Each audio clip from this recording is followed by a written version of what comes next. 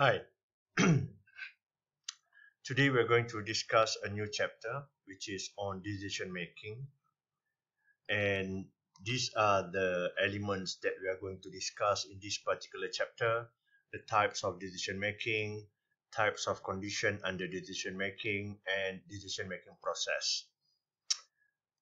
So let us discuss on the definition of decision making.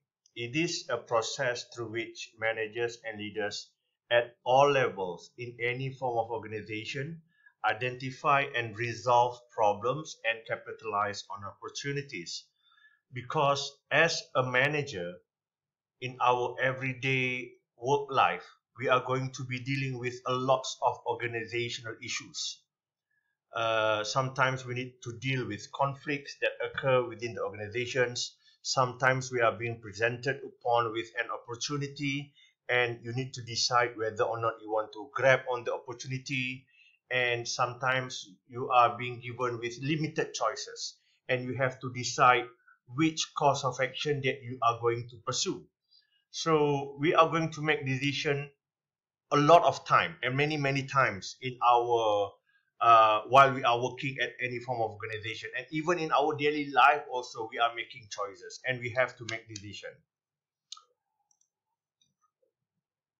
These are some of the nature of decision making. It is a manager's skills as a decision maker is critical because that decision could have a major impact on personal as well as organizational lives. Poor decision can be disastrous to a department organization, and good decisions facilitate the smooth flow of work and enable towards achieving goals. And other decisions are putting more routine but still require that we select an appropriate course of action. And then there are two types of decision making. One is program, one is non-program. As the term implies, program decision making is the type of decision where the alternatives are quite familiar to the decision makers, and the responses are routine. For example, we are dealing with a policy: once broken, considered sold. So the decision is going to be the customer has to pay, regardless of whether she is a Siti Nurhaliza ke ataupun top figure ke. And if he or she breaks the glass in that departmental store, he or she has to pay. That is the type of alternative decision making, program decision. But when we are dealing with a non-program decision, something that is very relevant dengan what is going on at the moment, COVID-19, it has yet happened ever before in our life, or even in our country, or even in this world. So the alternative or the decisions that we are going to make is not familiar. So that's why you need to have a little bit of creativity in terms of selecting the right course of action or decisions that you are going to take.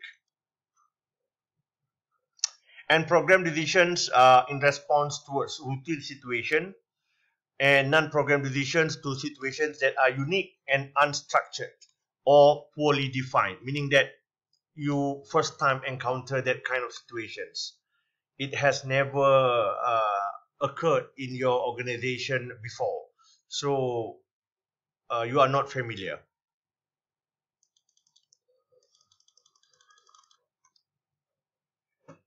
These are some of the examples, a little bit more detail in terms of between program and non-program decisions. There are also three categories of decision making. Number one, decision making under certainty. It is quite similar with what we had previously discussed, which is relevant towards decision making program decisions. Decision making under certainty, meaning that you know what is going to happen. You know, if you don't submit your assignment, you will get 0 for your assessment. So that is decision making under certainty. If you know that that it is going to rain outside, and then that's why you bring an umbrella. So that is the kind of decision under certainty. The decision maker knows with certainty what condition will subsequently occur. Sometimes we are dealing with decision making under risk.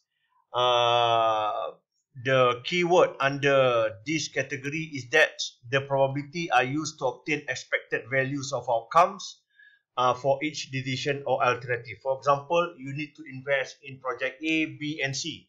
And then how are you going to make that decision? It is based on the probability of success. If probability of success A is 20%, B is 50%, and C is 70%, so your decision is to invest your money into project C because higher probability of success. So this is the keyword for decision making under risk. And the final one, decision making under uncertainty, where you cannot assess the probability of occurrence. We cannot even calculate the probability. And then because there is no probability, so that's why we refer to this type of decision making as decision making under uncertainty. So to wrap up, between these three forms of decision making under certainty and program decision are much easier for you to make because you know what is going to happen. You know the outcome of your decision. Decision under risk depends on the probability. At least you have a little bit of assessment in terms of the chances of success for the decisions that you are going to choose.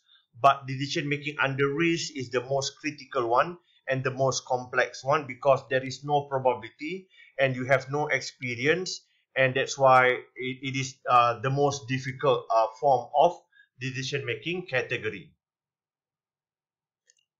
All right, the next one in this particular chapter, we are going to discuss the 7 steps in the decision making process. In any form of decision making process, the first one is that you need to identify opportunities and diagnose the problems. Sometimes we need to make the decision because we are dealing with a certain issues, and sometimes we are needed to make the decision because you need to grab on the opportunity. So we are going to start with this first. For example, like when you made the decision for you to start your degree course. The first one, of course, maybe some of you feels that you need to have another degree. You need to have your degree in order for you to move further into your organizational position, to step up the ladder. So, and then you also see that there is an opportunity. If you get a degree, maybe you can get a raise in terms of your salary. Maybe there is more opportunities for you to be promoted. So you identify the opportunities first. And then you go identify the objectives. Why do you want to pursue your degree? Because you know you get better salary, get better position, and then for your own personal knowledge. And so maybe that could be the reason. Is it? I don't know. And then you start to generate alternatives. In terms of generating alternatives, maybe at this stage you start to search for adult learning or online learning or EPJJ at respective universities. Maybe at UiTM, UKM, UPM, and that's when you start to evaluate. Or perhaps in terms of generating alternative, at UiTM we have different programs, IB, HR, marketing. So that's when you start to generate alternative. So you know, if you go to UiTM, you have several alternatives. And then you start to evaluate alternatives. Which one is the best one for you?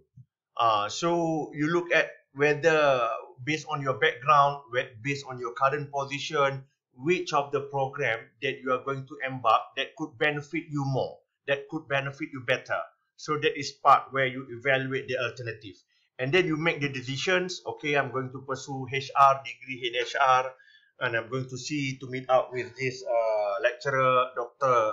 Dafa, and Syed Ahmad Fadli. And so maybe that is part of your reaching the decision lah.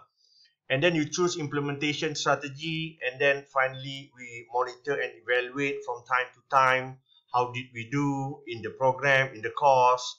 How are you going to do this? Choose implementing strategy. Is it full-time or part-time? And for your purposes, I reckon most all of you are taking it as a part-time, and because you guys are all working, so that is your implementation strategy. and we keep on monitoring and evaluating kita punya progress and performance. We will continue later.